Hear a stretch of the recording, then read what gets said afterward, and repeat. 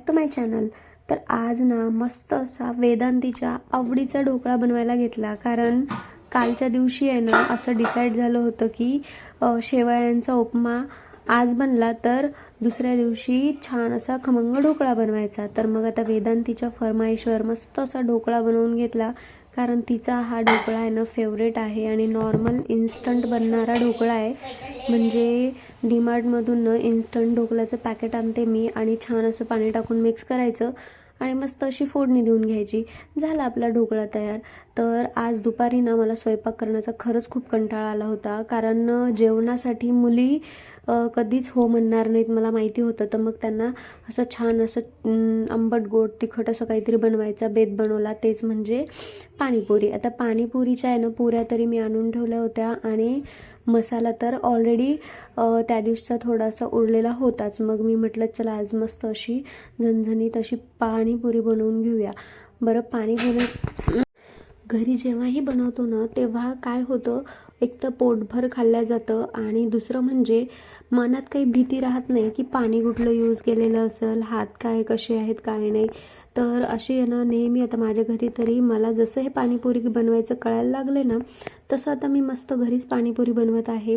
अशा टम्म फुगलेल्या पाणीपुरी आहे ना घरातच बनवून रेडी होतात आणि खूपच छान आणि क्रिस्पी होतात. बरं, आता आहे ना हे काही करून खाऊ घालणं सोपं नसतं. इतके पाय दुखत होते माझे, कारण पाणीपुरीच्या पुऱ्या आहेत ना खूप साऱ्या लागतात. जेव्हा घरी बनवतो ना तर तेव्हा पोटभर खाणं होतं, म्हणून त्या पुऱ्या बनवाव्या पण खूप साऱ्या लागतात. तर मग आता मी ओट्यावरच बसून बनवायला लागले, कारण बसून बनवलं तर आपल्याला काम पण सोपं पडतं आणि खाताना थोडा एन्जॉय पण होतो, म्हणजे आपण दमलो अशी फिलिंग पण राहत नाही. म्हणून मी त्याच्यावरच बसले आणि बनवत बसले आणि मस्त अशा टमटम फुगलेल्या पुऱ्या रेडी होतात. आता मुली आहेत ना अशाच एक एक एक एक घेऊन जाऊन खात होत्या. तर आम्ही आज नुसती पाणीपुरीच नाही तर दहीपुरी सुद्धा बनवणार होतो, कारण आमच्यापैकी ना सगळ्यांनाच दहीपुरी खूप आवडते आणि दहीपुरी जेव्हा आपण ह्या घरचं पाणी बनवतो ना तेव्हा अजून छान लागते. बरं, आता एक गोष्ट काय झाली, हे पाणीपुरीचा जो मसाला आहे ना त्याला पाण्यात मिक्स केल्यानंतर तो खूपच आंबट लागतो. तर आज ना यावेळेस आम्ही हस्बंडनी एक डोकं लावलं की तू थोडंसं गुळाचं पाणी बनवून आण, टेस्ट पाहूया. तर मग मी थोडंसं गुळाचं पाणी म्हणजेच गुळ पाण्यामध्ये मिक्स केला आणि त्याचं असं थिक पाणी बनवून आणलं आणि मग ट्राय केलं. इतकं टेस्टी लागतं, आंबट गोड तिखट. वाव, खरंच एक वेळेस ट्राय करून पहा. ही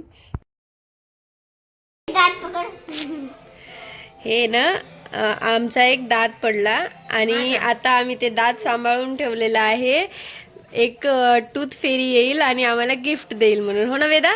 आणि हे दात ना आमचा नाही आहे, तर हा आहे दात दीदीचा आणि गिफ्ट पाहिजे वेदांतीला. दीदीचंच आहे ते दात.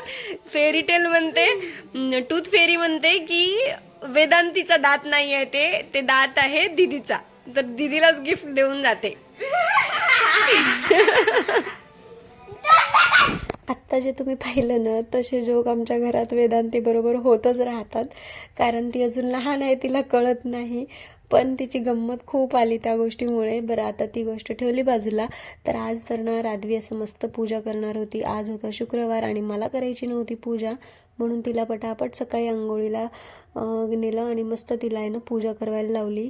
तशी ती पूजा खूप छान आणि पद्धतशीर करते.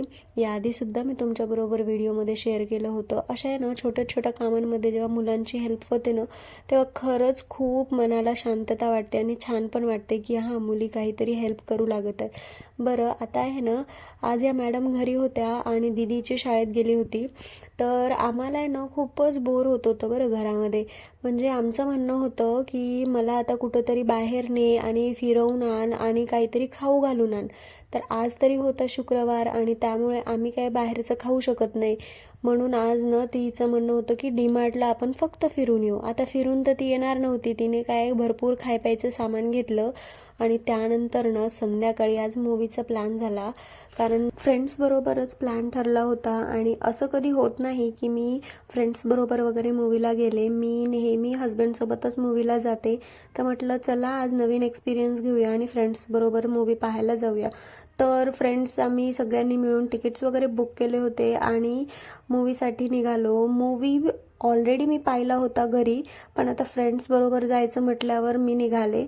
आणि ही मूवी आहे ना खरं तर थिएटरमध्येच पाहण्यासारखी आहे. तिथंच पहा जर पाहणार असेल तर. आणि या मूवीचा सगळ्यात बेस्ट पार्ट वाटला तो म्हणजे मला अक्षय खन्नाची एंट्री आणि त्याची ॲक्टिंग. तर याआधी आहे ना मी त्याची बिलकुल फॅन नव्हते आणि आत्ता खरंच मोठी फॅन झालेली आहे. So that's it for today. Bye everyone.